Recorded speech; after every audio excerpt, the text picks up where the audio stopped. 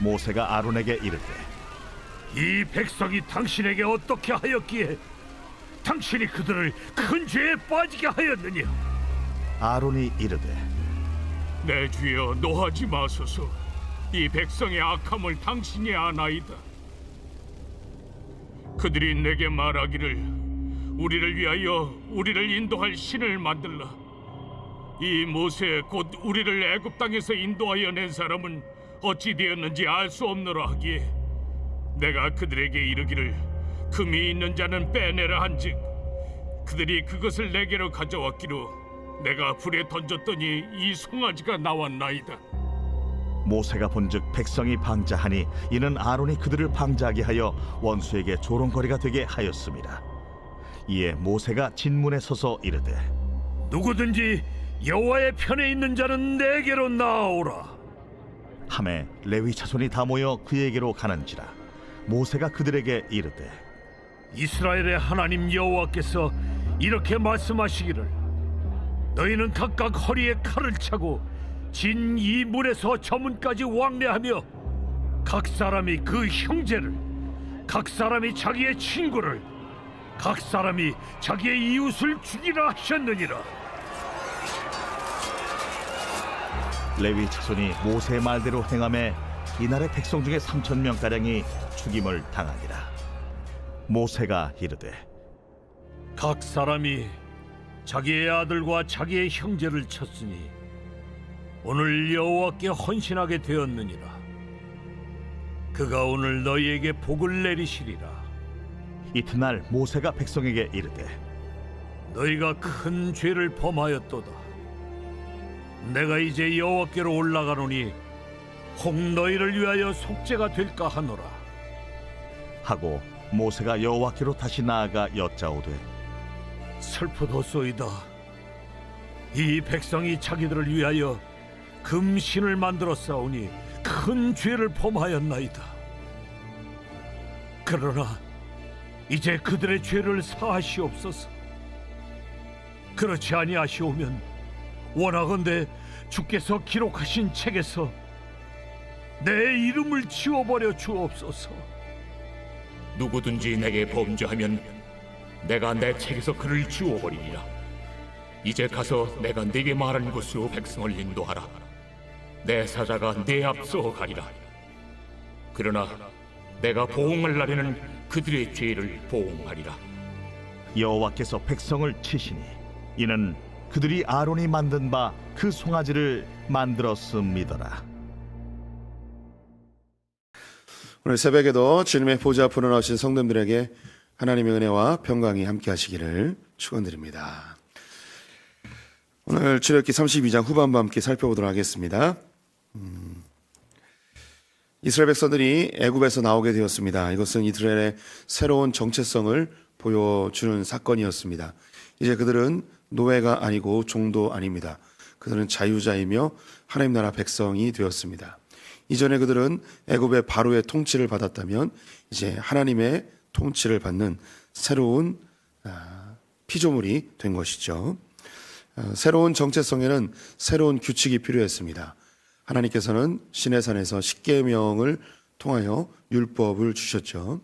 이것이 그들이 지켜야 될 새로운 규칙이었던 것입니다.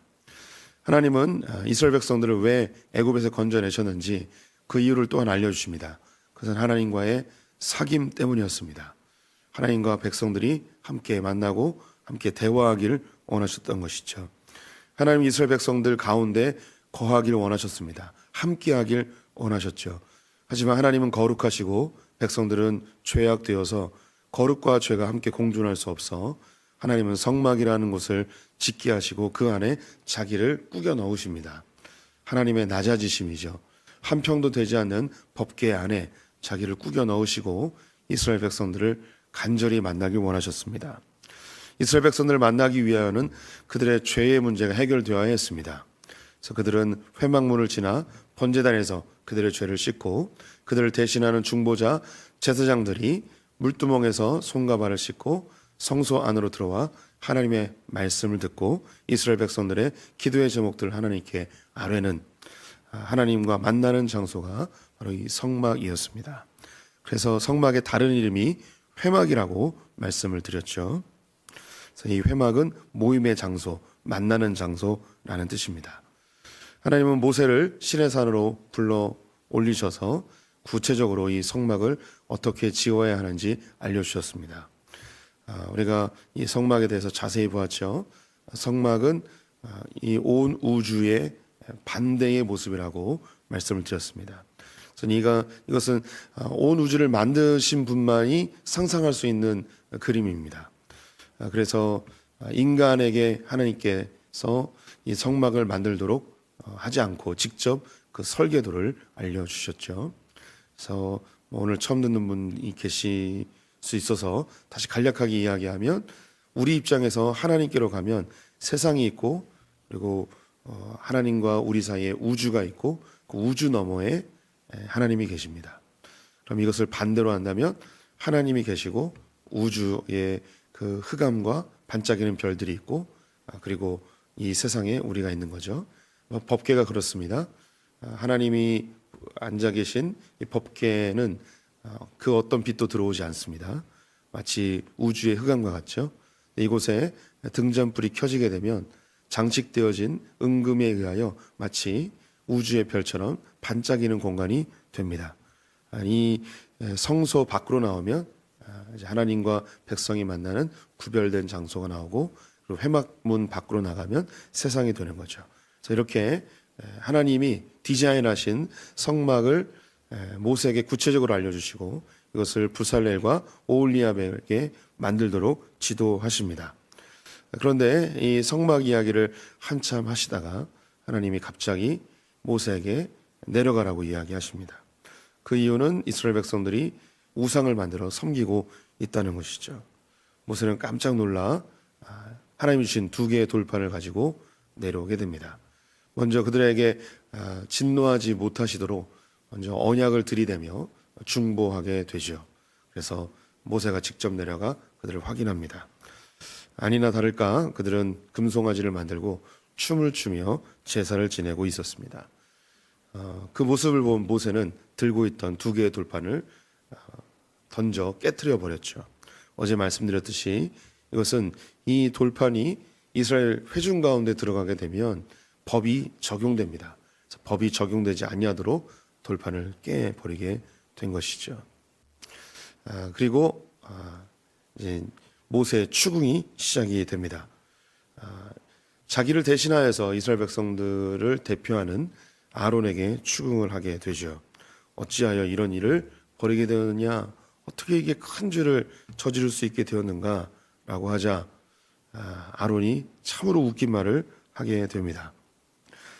그 이야기가 24절에 있습니다. 내가 그들에게 이르기를 금이 있는 자는 빼내라 한즉 그들이 그것을 내게로 가져왔기로 내가 불에 던졌더니 이 송아지가 나왔나이다. 이 백성들이 악함을 알지 않습니까? 그래서 우상을 만들어 달라고 막 이야기해서 나는 정말 싫었는데, 그래서 어쩔 수 없이 금을 좀 가져와 봐라 라고 해서 금을 가져왔습니다. 불에 던졌더니 불에서 금송아지가 나왔습니다. 마치 마술처럼. 지금 나이로 보면 아론이 형이거든요. 자기 동생에게 이런 구차한 변명을 하고 있습니다. 그 누가 금을 불에다 던졌는데 금송아지가 나올 것이라고 생각을 할 수 있겠습니까? 그런데 이 모습이 우리의 모습입니다. 아담의 후손들은 자기의 죄가 드러났을 때 하나같이 다 변명하게 되어 있습니다. 하나님의 복음을 알지 못하면 우리는 우리의 죄로 인하여 형벌을 받을 것이 두려워 모든 사람들이 자기의 죄를 부인하게 되어 있죠. 아담이 선악과를 따먹었을 때 하나님 앞에 서게 되어지자 그는 용서를 구하기보다는 당신이 만든 이 여자 때문에 이렇게 범죄하게 되었습니다. 여자 역시 이 뱀 때문에 이렇게 되었습니다 라고 변명하고 부인하죠. 가인이 아벨을 죽였을 때도 내가 동생을 지키는 자이니까 하며 자신의 죄를 고백하기보다는 회피하는 모습을 보이게 됩니다. 또 사울이 아말렉 족속을 멸하지 아니하였을 때 저 짐승의 울음소리가 무엇이냐라고 할 때 하나님께 제사 지내기 위해서 가져왔다고 이야기하는 변명, 죄를 부인하는 그 모습을 보이게 되죠. 우리도 다 아론의 모습과 크게 다르지 않습니다. 그냥 그 죄는 저절로 어쩔 수 없이 누군가에 의해서 저지러진 것처럼 우리는 고백을 하죠. 하나님이 우리에게 빛으로 다가오셨을 때, 우리의 죄를 드러내셨을 때 주님이 기대하시는 고백은 한 가지입니다. 그 한 가지를 너무너무 듣고 싶어 하십니다. 하나님, 잘못했습니다. 제가 잘못했습니다. 이 한마디를 듣고 싶어 하시는 것이죠. 저는 죄인입니다. 예수 그리스도 앞에 자신이 죄인이라고 고백한 수많은 사람들이 구원받은 것을 우리가 알고 있습니다. 하나님이 우리에게 기대하시는 것은 우리가 완벽하게 사는 게 아니고, 우리가 죄 하나도 없이 사는 게 아니고, 주님은 아세요. 우리가 죄에 질 것을. 하나님이 아론을 대제사장으로 세우셨을 때 대제사장으로서의 아론이 죄 없이 살 거라고 하나님이 기대하셨을까요? 그걸 기대하셨다면 그분은 하나님이 아니실 것입니다. 우리 성도님들을 하나님께서 불러내셨을 때 우리가 죄 하나도 안 짓고 완벽하게 사는 그 모습을 주님은 전혀 기대하지 않으셨습니다. 만약에 그걸 기대했다면 성경을 바꿔야죠. 너희의 과거의 죄만 해결했다. 하지만 하나님은 과거와 현재와 미래의 모든 죄를 해결하셨다고 이야기합니다. 왜 미래의 죄까지도 해결하셨을까요? 주님은 아세요. 우리가 살 때 우리가 현재, 미래 다 죄 질 것을. 그럼 이런 우리들에게 주님이 기대하시는 것, 내가 너희의 모든 죄를 해결해 줬다. 내가 기대하는 건 한 가지다. 너희들이 죄 안 짓기를 원하는 게 아니고, 죄를 지었을 때 주님 앞에 무릎 꿇고 자기의 죄를 인정하는 것, 주님 그걸 기대하시죠. 아론이 이런 그 허무맹랑한 이야기를 하자 모세도 이렇게 반응합니다. 25절에 보면 모세가 본즉 백성이 방자하니 이는 아론이 그들을 방자하게 하여 원수에게 조롱거리가 되게 하였습니다. 아론은 변명하고 있지만 모세는 알고 있었습니다. 이 방자히 행한다는 건 규칙 없이 자유롭게 자기가 원하는 대로 멋대로 행하는 것이죠. 이 백성들이 이렇게 자기 멋대로 행하는 건 아론이 자기 멋대로 했기 때문이라는 거죠. 그리고 원수의 조롱거리, 이 원수는 직접적으로는 사탄을 의미하고 또 간접적으로는 주변에 있는 이방 민족들을 의미합니다.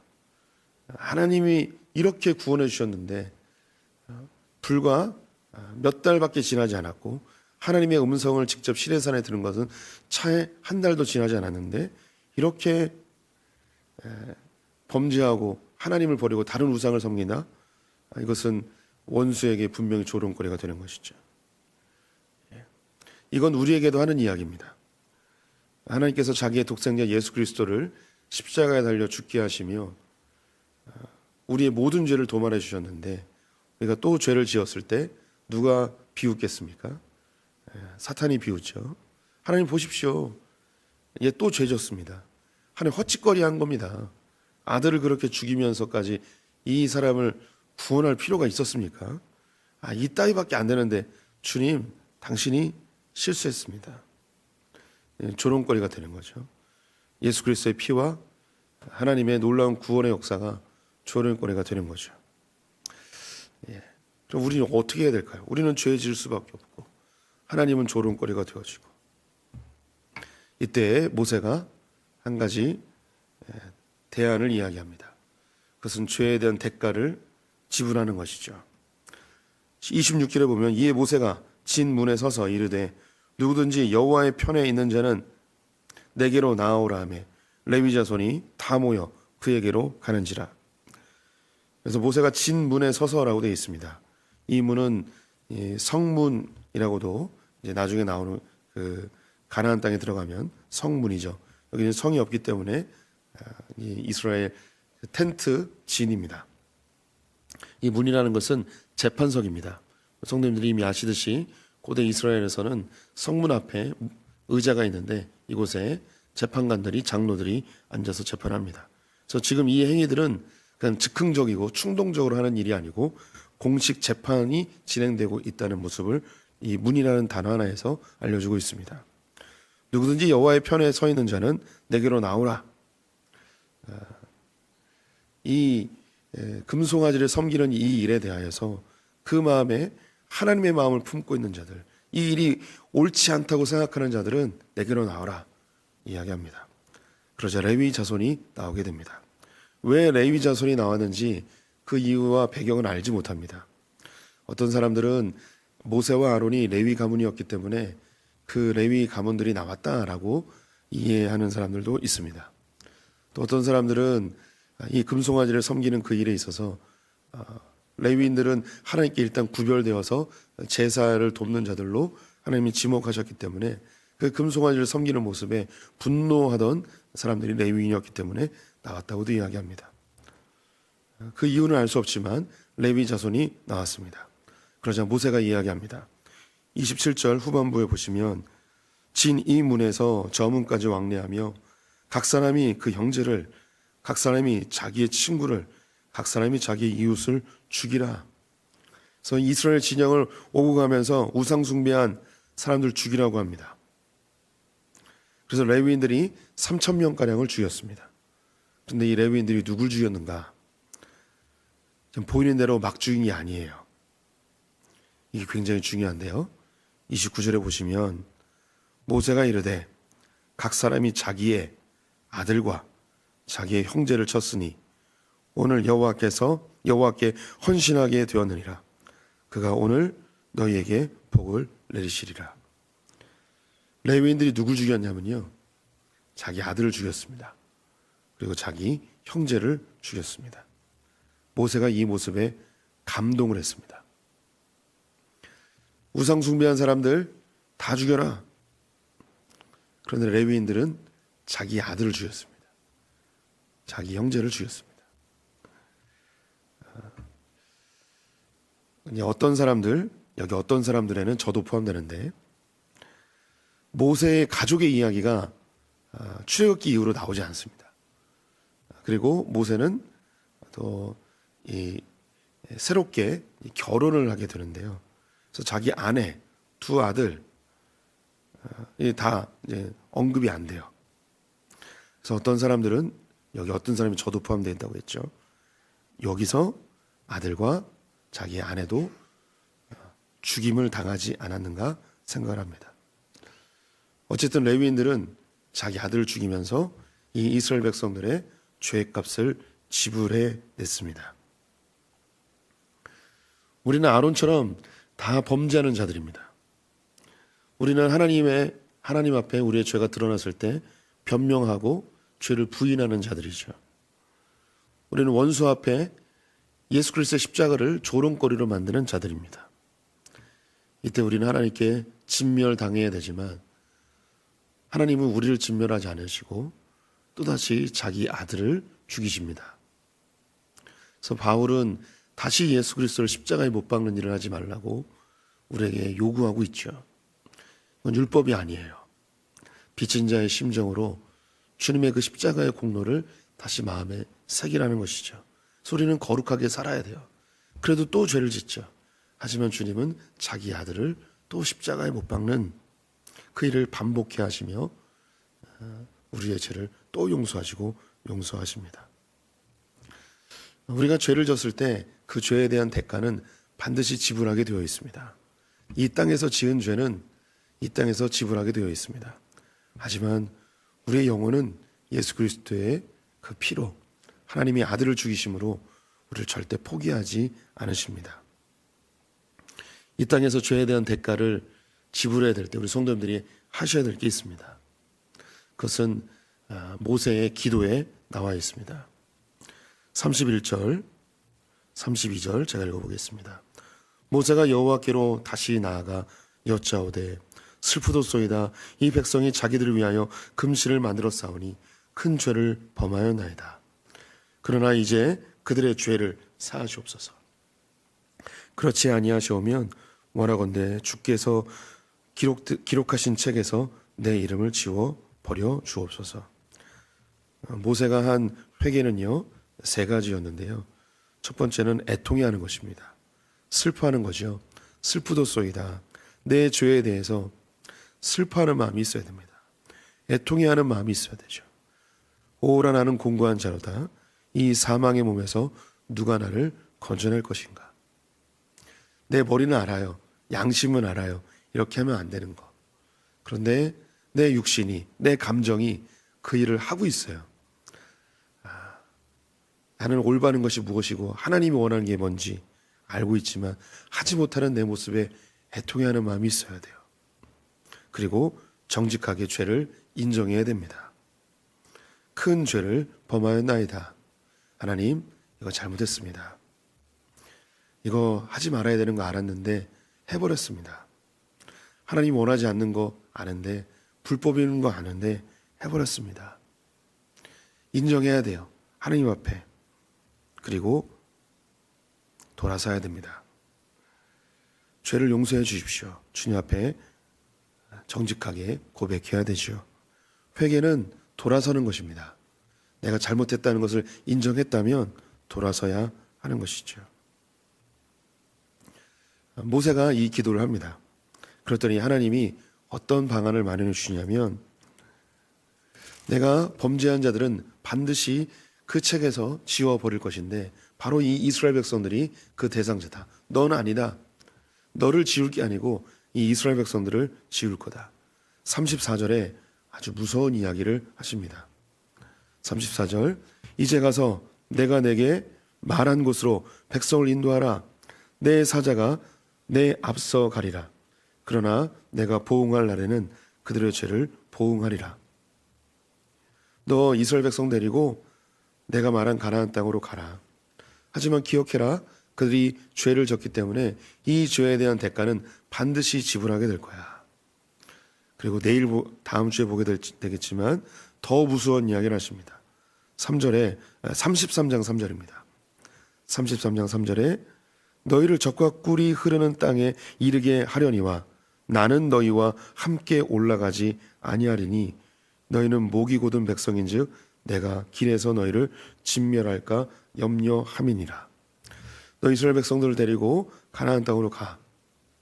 하나님이 약속하신 거기 때문에 거기까지는 갑니다. 들어갑니다. 하지만 나는 같이 안 가. 우리가 하나님 앞에 뭔가 간절히 원하는 게 있어요. 그래서 간절히 원하는 걸 이루기 위해서 때로는 그릇된 방법으로 그 일을 할 때도 있습니다. 하나님이 그 일이 되도록 허용하세요. 그래서 그 일로 인해서 물질적인 혜택을 받을 수 있고 내가 원하는 대로 뭔가 이득을 얻을 수 있고 또 세상적으로 인정할 만한 위치에 오를 수도 있어요.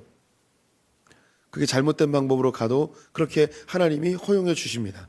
근데 정말 중요한 거, 이 일에 있어서 하나님이 함께하지 않으시는 거예요. 나는 잘 되는 것 같은데 하나님이 함께하지 않으세요. 하나님이 함께하지 않으시면 어떤 일이 벌어지는가? 내가 복이라고 생각하고 내가 잘된 것이라고 생각했는데 이 일이 나에게 진멸로 돌아오게 되어 있습니다. 근데 이건 반대가 있어요. 내가 볼 때는 손해보는 것 같고 내가 볼 때는 망하는 것 같고 내가 볼 때는 뒤처지는 것 같고 내가 볼 때는 잘 안 되는 것 같아요. 그런데 이 길에 하나님이 함께 하신다면 내가 잘 안 되는 것 같은 그 일이 훗날에 반드시 내게 복으로 돌아온다는 것입니다. 이 영적인 원리 모세는 알고 있었습니다. 가나안 땅에 들어가면 뭐합니까? 그 젖과 꿀이 흐르는 땅에서 잘 먹고 잘 살면 뭐 하겠습니까? 하나님이 안 가시는데 결국 그 잘됨이, 그 복이, 그 물질이, 그 풍성함이 오히려 독이 되어서 그들의 백성들을 진멸케 할 것을 알고 있었습니다. 이것을 보여주는 아주 좋은 예가 있습니다. 그것은 북이스라엘과 남유다입니다. 북이스라엘은 남유다보다 훨씬 잘 살았습니다. 가장 잘 살았을 때가 아합 왕 때였고요. 그리고 여로보암 2세 때 북이스라엘이 엄청나게 잘 살았습니다. 그런데 그들에게는 하나님이 없었죠. 각종 선지자를 통하여서 그들이 하나님께 돌아오길 원하였지만 그들 하나님을 버리고 우상 숭배하였습니다. 너무너무 잘 되는 것 같았죠. 풍요로웠습니다. 그런데 그것이 오히려 그들에게 독이 됩니다. 왜냐하면 이 풍요로움은 다른 나라들의 먹잇감이 되기 쉬웠습니다. 그래서 아수르에 의해서 멸망하죠. 그 멸망한 때가 언제냐면 여로보암 2세 바로 직전이에요. 여로보암 2세 때가 북이스라엘이 가장 잘 살았을 때예요. 그 가장 잘 살았을 때 아수르에 의해서 그들은 멸망당하게 되었습니다. 반대로 남유다는 북이스라엘에 비해서 훨씬 못 살았습니다. 그 이유는 다 광야이기 때문이죠. 솔로몬 죽음 이후에 이 남유다는 계속해서 하얀 길을 걷습니다. 하얀 길을 걷다가 조금 잘 살았을 때가 여호사밧 때고요. 그 다음에 또 다시 하얀 길을 걷다가 또 다시 조금 일어났을 때가 우시야 때입니다. 근데 우시야가 교만해져서 제사장을 대신하여 제사 드리다가 문둥병에 걸려서 죽게 되죠. 그 뒤를 이어서 히스기야가 나옵니다. 이 히스기야 때가 언제냐면 이스라엘이 제일 못 살았을 때입니다. 가장 못 살았을 때. 그래서 아수르가 남쪽까지 다 진격해 들어옵니다. 48개의 남유다의 주요 성읍들을 다 정복했습니다. 이제 예루살렘만 남았습니다. 어떻게 되는지 우리 성도님들 아시죠? 하나님께서 하나님의 군대를 동원하여 18만 5천 명을 하룻밤에 다 죽여버리시고 이스라엘을 구원하십니다. 하나님이 계신 것과 없는 것, 눈에 보이기에 풍요롭고 좋은 것, 둘 중에 우리 성도님들 무엇을 선택하시겠습니까? 조금 부족해도, 조금 손해봐도, 조금 뒤처져도, 조금 덜 성공해도 하나님이 계신 그것을 선택하는 것이 우리에게 더 큰 복이 될 줄 믿습니다. 우리는 완벽하지 않습니다. 그렇게 저 역시 온전히 살 수 있는 사람도 아닙니다. 그런데 우리의 방향성이 중요합니다. 그 일을 이루어내신, 완벽하게 이루어내신 예수 그리스도가 계시기에 예수를 바라보자. 히브리서 기자는 우리에게 이렇게 요구하고 있습니다. 우리 성도님들, 주님이 함께 하시는 그 길을 선택하는 분들 되시기를 주님의 이름으로 축원드립니다. 기도하겠습니다. 하나님, 우리는 불안합니다. 두렵습니다. 미래가 걱정됩니다. 그래서 눈에 보이지 않는 하나님보다는 눈에 보이는 무엇인가를 잡고 싶어 합니다. 눈에 보이는 거 잡다 보니 하나님이 원하지 않는 길로 걸을 때도 있고, 내 양심과 내 머리는 알지만 내 몸은 이미 죄악된 길을 선택하는 경우도 수없이 많이 있습니다.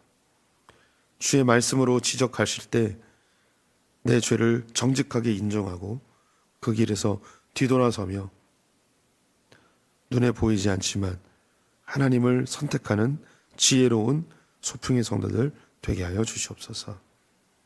하나님이 함께 하심이 우리에게 복이 되는 줄 믿습니다.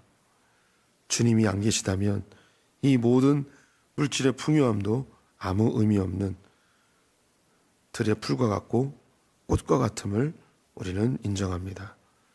주님만 섬기는, 주님만 선택하는 아버지의 백성들 되게 하여 주시옵소서. 오늘 하루 주님께 의탁드리며 예수님의 이름으로 기도드렸습니다. 아멘.